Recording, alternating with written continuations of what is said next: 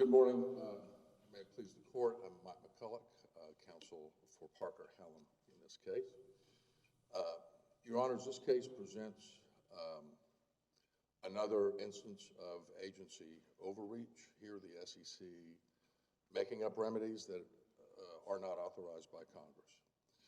This whole case is basically about Lew versus SEC, where the central holding was that the special purpose equity power in 15 U.S.C. section 78U D5, which I'll abbreviate throughout as just 78U, contains the limitations upon its availability that pre-fusion equity typically imposes. The district court ignored this. Instead, it relied on pre-Lew case law as if Lew had never happened, invoked something called a government organ exception to the rules of pre-fusion equity, which also flouts Lew, and rejected outright the case law cited by the Supreme Court as controlling. During your discussion, I don't mean to interrupt your train of thought, but I hope you and opposing counsel both will address the statutory amendments post-Lew and whether those are only a codification of Lew or whether they make a difference here that we should consider, and also whether maybe we need some supplemental briefing on those. Anyway, again, I don't mean to interrupt your train of thought, but work that into your discussion, please. Well, that will be sort of hanging over all this, so I should probably just address it right now, since your Honors asked about it, and that's obviously a very good and cogent question to ask here. That as part of the Defense Authorization Act, sort of a midnight amendment was placed in that looks like it was very hurriedly drafted.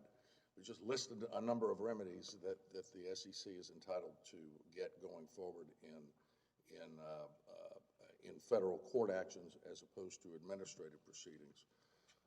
That is not, we don't think that's of concern to this court in this case for several reasons. One is that was not decided by the court below. It was not invoked by the SEC in the court below. It was not argued. It's not been presented in this court. If those were, in fact, if those amendments were applicable here,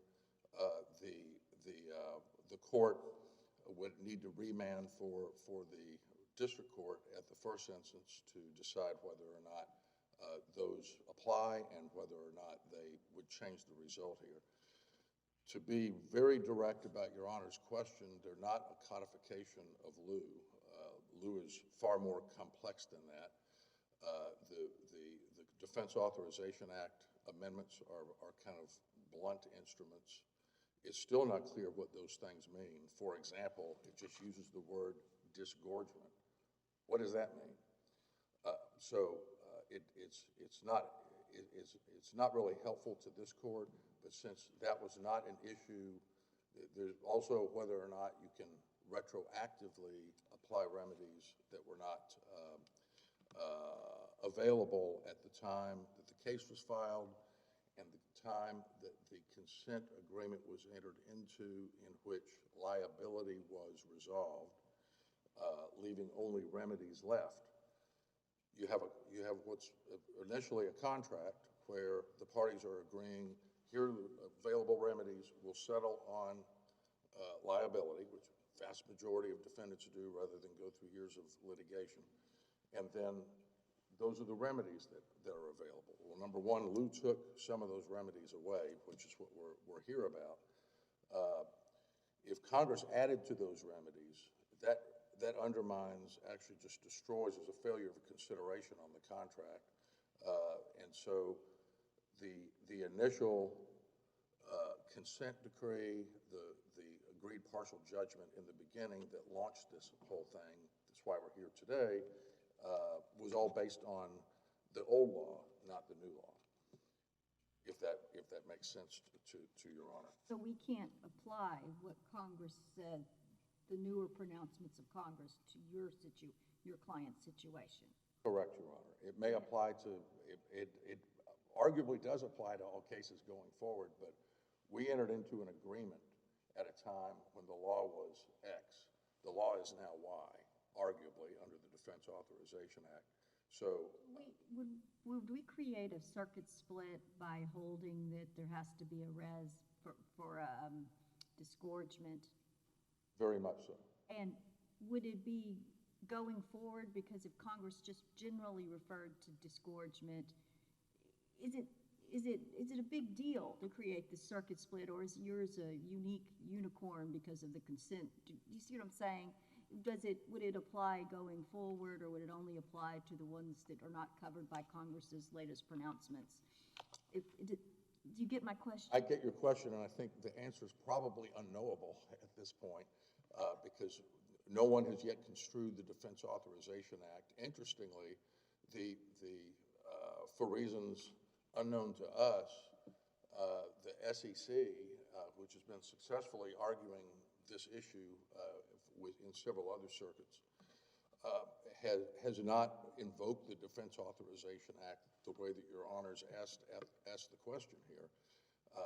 And maybe it's out of recognition that the old cases, which have been settled, at least half settled, on the liability issue based on the parties' understanding that here are the remedies out here that are going to be available, that we're going to contest and litigate going forward, that those are all different. So we might not have, like, we settled this and knew there was no res at the time. We're already making this argument to the district court. And so if the Defense Authorization Act means you can disgorge without a res, and again, who knows what it means? It's just the word disgorgement. If you go by the dictionary definition, if you look at Oxford, Merriam-Webster, they all say it's to disgorge something. And it's sometimes to disgorge in a... tangible being held. It has to be some... Your argument. It doesn't make any sense to do... restitution is one thing. Disgorgement is something, you disgorge a thing. And under a dictionary definition. And without any legislative history, there isn't any here for these Defense Authorization Act amendments. Without any legislative history, you've got to go by a dictionary definition. So I think we're back to where we're arguing the law is and has to be, and what it's been for hundreds of years, is that in equity, you get restitution-type remedies, in this case called disgorgement, only if there's an identified res. What exactly do you want us to do? We want this court to hold that in the absence of an identified res, the court was unauthorized to impose disgorgement. There are a number of reasons why, but besides just the lack of a res.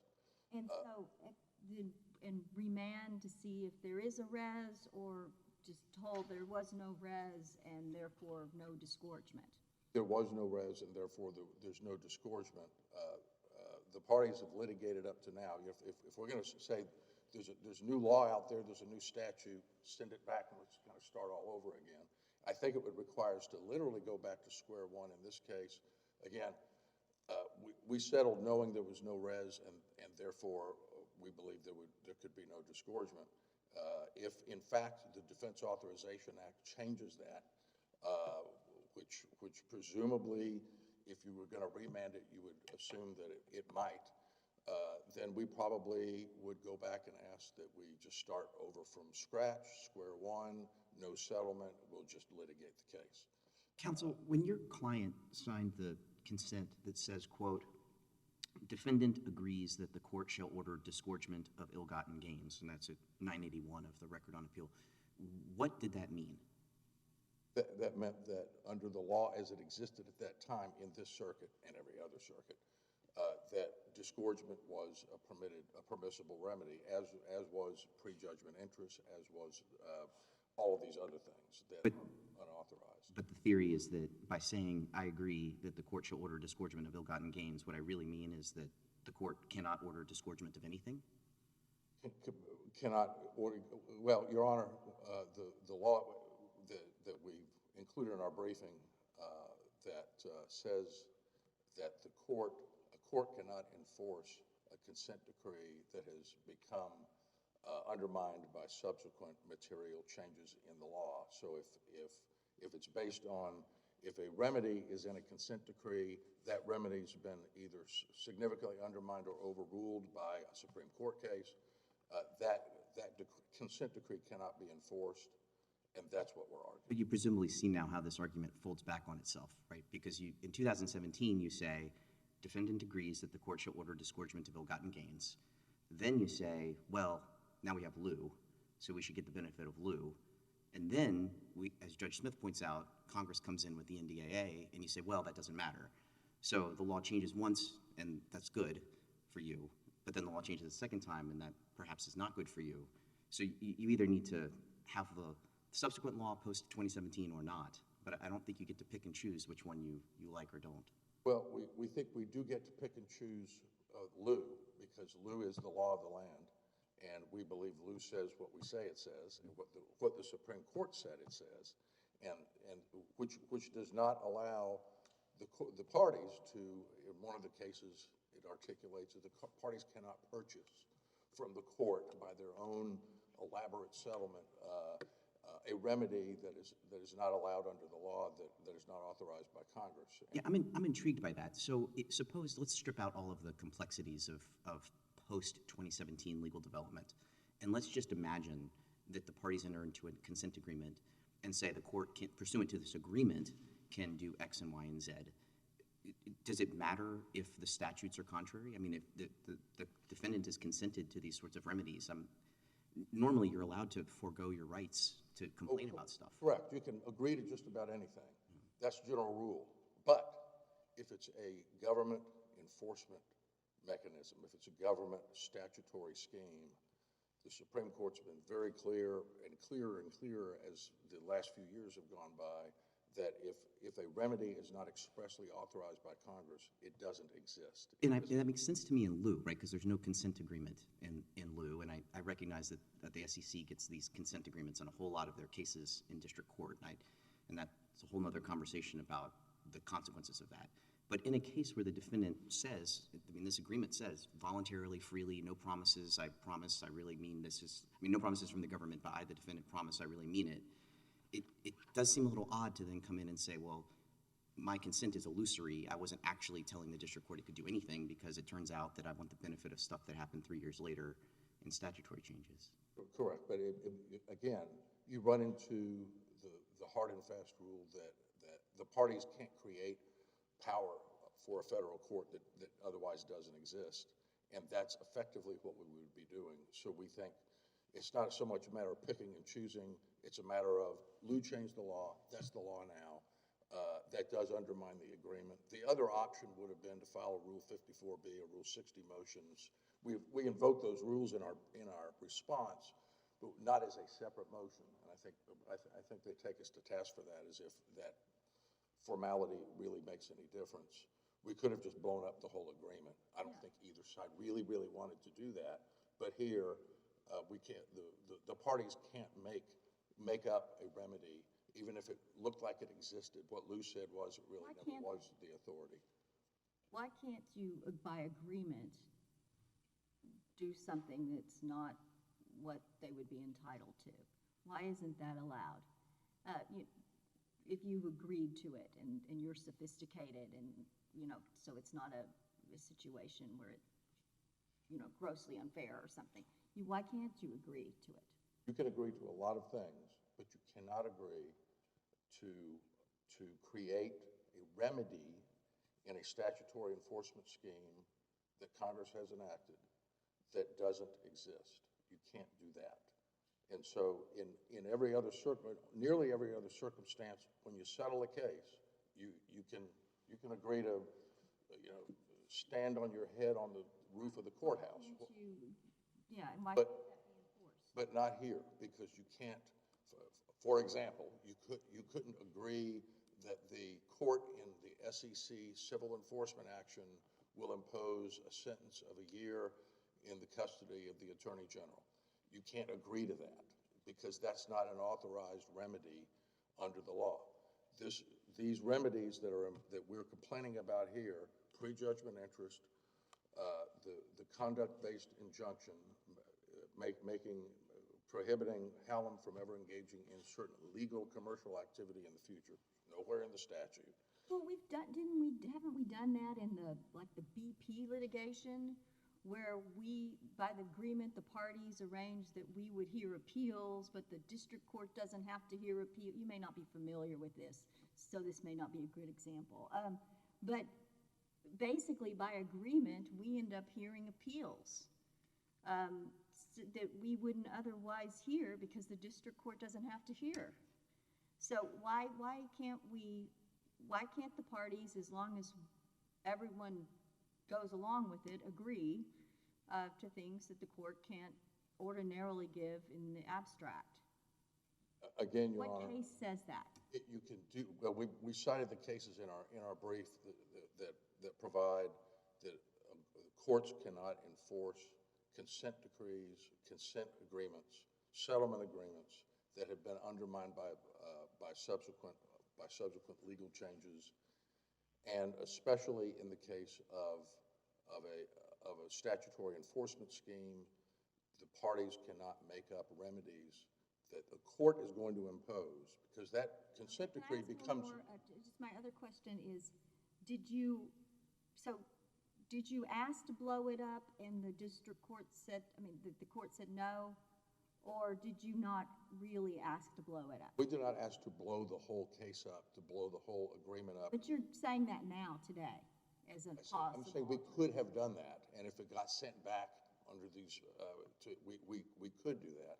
We decided not to do that, but we think it's the same thing to just go forward, not enforcing the now illegal remedies in the wake of Lew. More efficient, saves judicial resources, saves party and lawyer resources to do it that way. I see that the red light's on, and I didn't get to most of my arguments. Well, if you would like to have one more minute, if you're going to raise something new, then of course I'll give opposing counsel the same privilege, but only in 1 minute. Okay, I'll take 1 minute. I want to focus particularly two things, and I'll try to 30 seconds each. One is the City of Elizabeth case on the issue of what constitutes net profits. This idea of personal net profits of Hallam doesn't make any sense whatsoever. It's irrational. If you read City of Elizabeth, cited in Lew, relied on in Lew, explained in Lew, where the guy did this paving contract for the city using a purloined patent process, and knowingly, he gets caught after the contract's done, the patent holder sues, and in equity, and the Supreme Court held and ratified this in Lew, that the individual, a guy named Tubbs, even though he's a wrongdoer, he could be sued for damages, but he couldn't be sued in equity for restitution, which the equivalent here of disgorgement, because he didn't get the money. The money went into the company coffers. It's the exact same thing. City of Elizabeth is directly on point. The trial courts only. And then what was the last point you were going to? And the last point is on the hearing, the Smith case and the Team Resources case from this circuit. One of the reasons for the court's ruling on penalty and disgorgement on the amounts was the lack of sufficient evidence by the defendant, where the burden was put on the defendant wrongfully, a heavy burden, to prove a negative. There's lots of money that, according to the record, he didn't get, but the judge didn't find that evidence persuasive enough. That's what hearings are for. We requested a hearing timely. We believe the law is. Thank you, Mr. McColloch. And you say time for rebuttal. Thank you. Thank you. All right, you can tell me whether it's Weiman or Weiman, because I don't know. So. Thank you, Your Honor. It's Weiman. Weiman. May it please the Court. Theodore Weiman for the Securities and Exchange Commission. I'll start, Your Honor, with the NDAA, which Your Honor requested that we address. Our position here, of course, the NDAA governs the securities laws. It's an amendment to the statute. Our position here is that it simply doesn't change the nature of the relief that's available. It codifies the authority of courts to award disgorgement in commission actions. And to the extent it allows different terms under which, in some circumstances, it might be awarded. This is sort of the bare minimum of what Liu recognizes available is preserved under the NDAA, and in this case doesn't present it. Away? What if we think that you need a res after Liu, and so then what happens? Well, Your Honor, if this court does decide that a res is necessary, it would certainly change the nature of disgorgement that's available. But you don't think the Congress's actions change that at all? It would still be the same analysis? Well, as Judge Smith said, supplemental briefing would certainly we'd be willing to do to assist the court if that were the direction it were going. I think there could be arguments that the amendments provide extra language that would mitigate that an argument. You said just at the very beginning that it didn't affect it. It doesn't. It preserves what's available under Liu. It doesn't. Under the circumstances of this case, no res is required. Subtract from Liu. If it does anything, it would add to Liu. It would provide additional terms. It provides that disgorgement is available for unjust enrichment. It explicitly ties it to the unjust gain. I believe it has different language concerning for the benefit of investors. And I believe this issue, or some of these issues, are being briefed in the Blackburn case in this court. So there are circumstances under which the NDA amendments potentially expand upon what's available in a commission enforcement action. It's just not, our position is not necessary here because under Liu, there's no change to the well-established law that there's no tracing, no res requirement in disgorgement actions, claims for disgorgement in commission actions. So there's no need to go beyond it. But again, to the extent that this were something that the court were interested in, we'd be happy to provide additional briefing.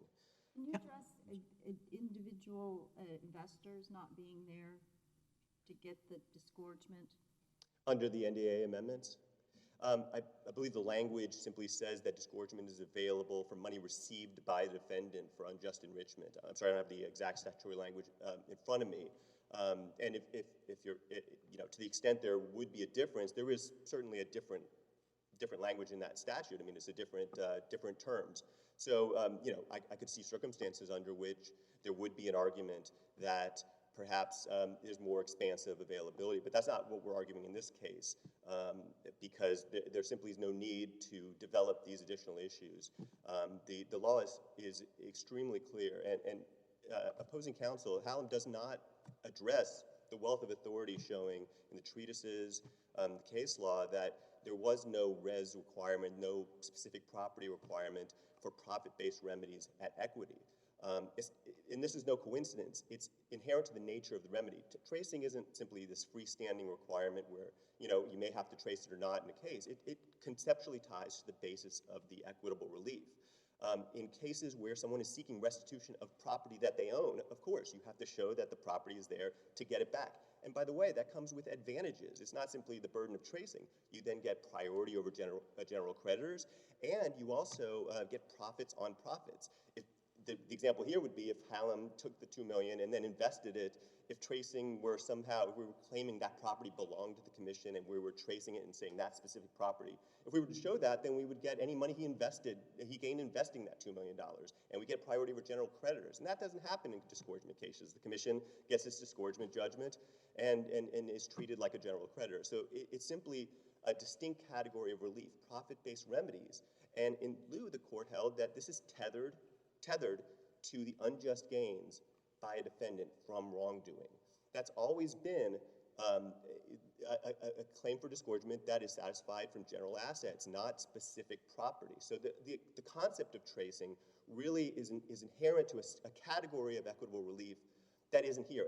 Opposing counsel and Hallam doesn't address any of that. The accounting for profits remedy, which the court in lieu said was highly similar to disgorgement, doesn't address in his brief.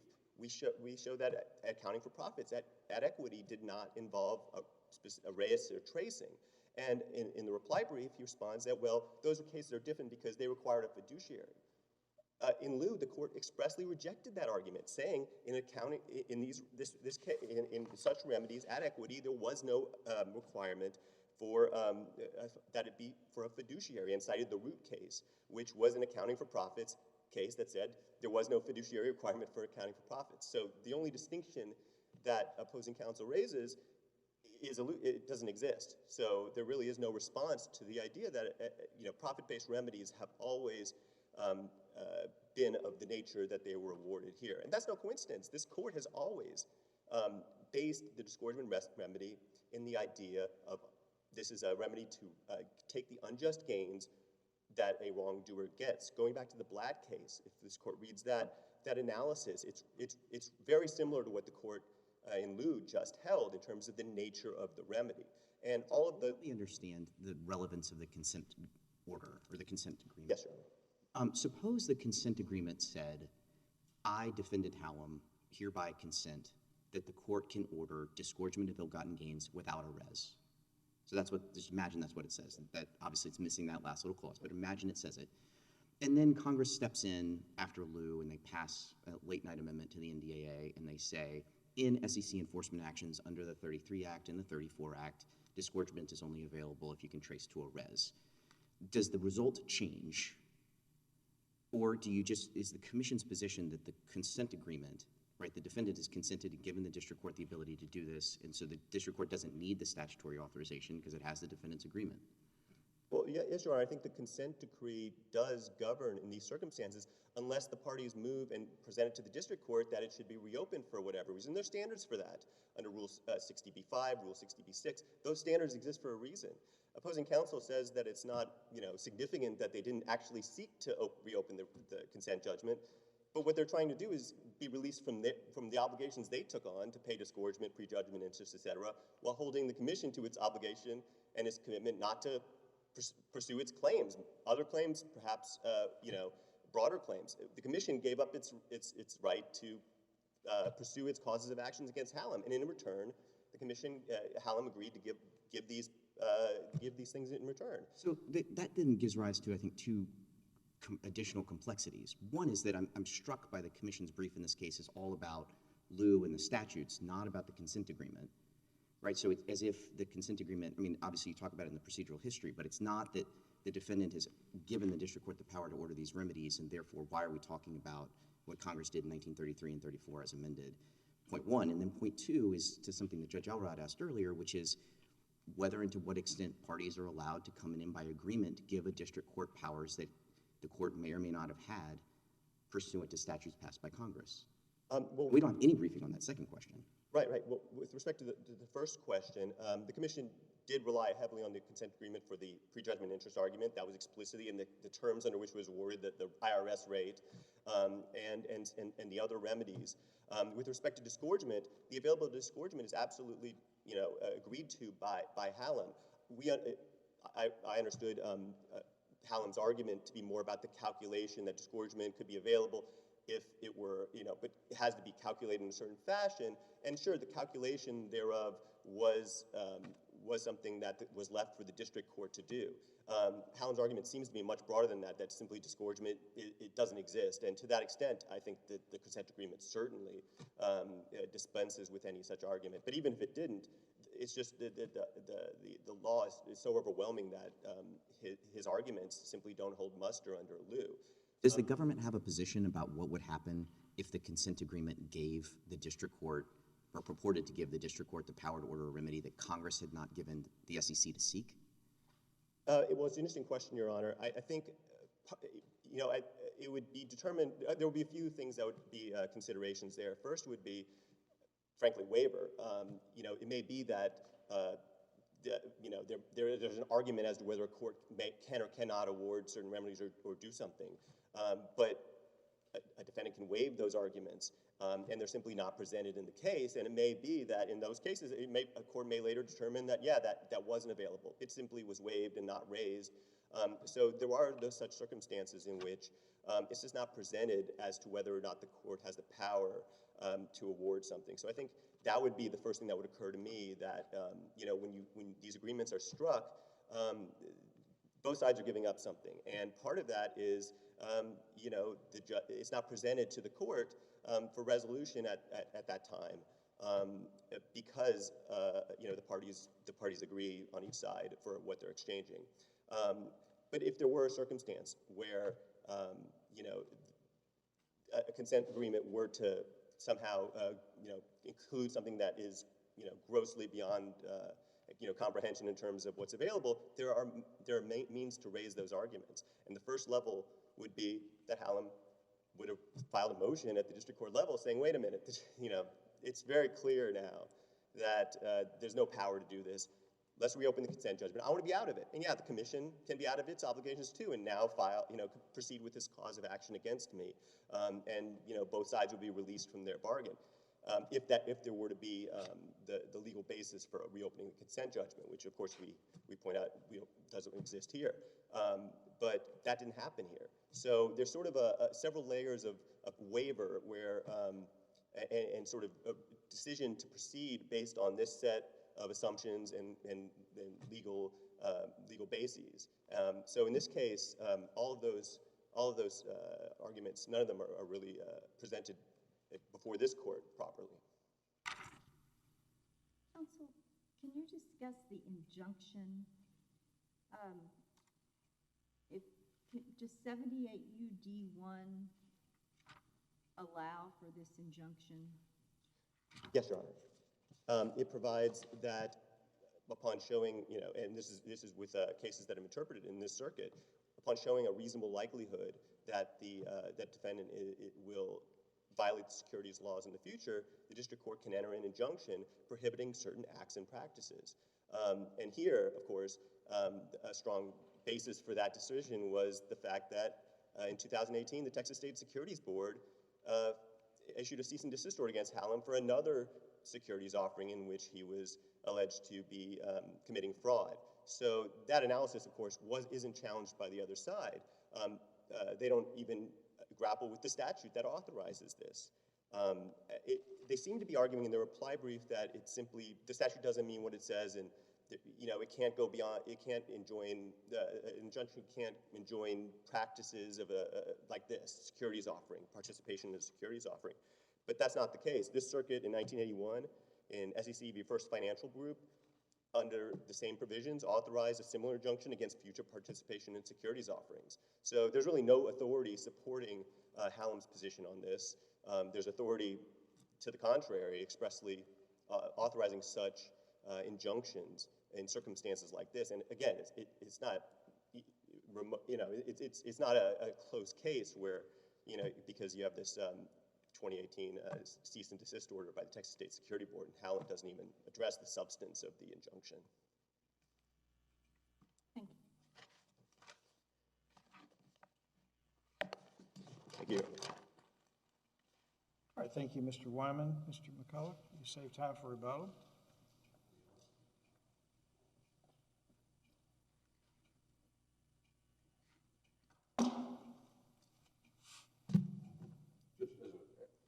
As a quick note, the State Securities Board complaint was subsequently dismissed, I believe with prejudice, so there was no case there. So counsel says that there's no res requirement in lieu. There's nothing in lieu that gives rise to a res requirement. And in fact, there is in the Jennings case, which is cited, which is discussed in lieu. The lieu court relied on Jennings. It's a 1807 Supreme Court decision. And the way that the lieu court described it says, quote, an order requiring restitution could not apply to those who were not in possession of the thing to be restored and had no power over it. So, the thing, it doesn't say res, but it says the thing had to be there, and you had to have possession or control of it. And so this, glib denial that Lou says nothing about a res is just actually factually not true. The statement that there's no requirement of a fiduciary, the Supreme Court has carved out one narrow exception to the res requirement. If you read through all the case law, and especially the Mertens line of cases, and you go to Amara, the one exception that they've carved out, reading pre-fusion equity, is a fiduciary beneficiary case. And in Amara, it was a planned fiduciary, a planned trustee being sued for a breach by a beneficiary of an ERISA plan. That's the only exception to a res requirement. You can go through the dusty law books of the English reports, and you go through the treatises, and on and on and on, which we've done. You're not going to find any exceptions, although it does make for some difficult reading. Hallam did file a motion. He filed a motion in the district court to stay the remedies litigation pending the decision in the Liu court. So that was all teed up for the trial court. We've got Liu coming up. They're going to decide it in June. I believe it was January preceding the June decision, year before last, when that was, now it's year before last, when that motion was filed. The judge granted the motion, understanding, okay, Liu may change the whole thing. Liu may take my authority away. It may take, there may be no disgorgement under any circumstances, which was like the main issue in Liu at the time. And then the Liu decision came out. The judge entered an order asking for the parties to brief what the heck they think it means. And so we did that, and the parties briefed what was still available in the wake of Liu. Once we did that, Hallam then awaited the requested hearing where he would present evidence pursuant to the new rules under Liu. So this isn't some sandbagging after the fact thing. The parties all well understood, the court well understood, Liu's going to change everything. Rule 54, Rule 60, rules. We didn't do a separate motion, but the court well understood what was going on and that this was changed. We were taking the position that this changes the court's authority, and the idea of, well, wait a second, you should have blown up the whole thing, that didn't come up. Counsel, what is the best case that you have for the idea that we can reach these questions of statutory interpretation in the face of a consent agreement like the one your client filed in 2017? The considerable case law that says that courts cannot enforce consent decrees that contain what have become illegal remedies under subsequent either legislation or case law. Yeah, so which one in particular? And there's case law that we've cited in the brief. There's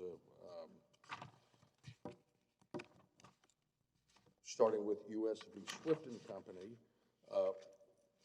where the court held that it was inherent in the jurisdiction of chancery that an injunction, even though entered by consent,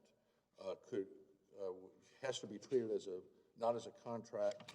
It's a judicial act, and therefore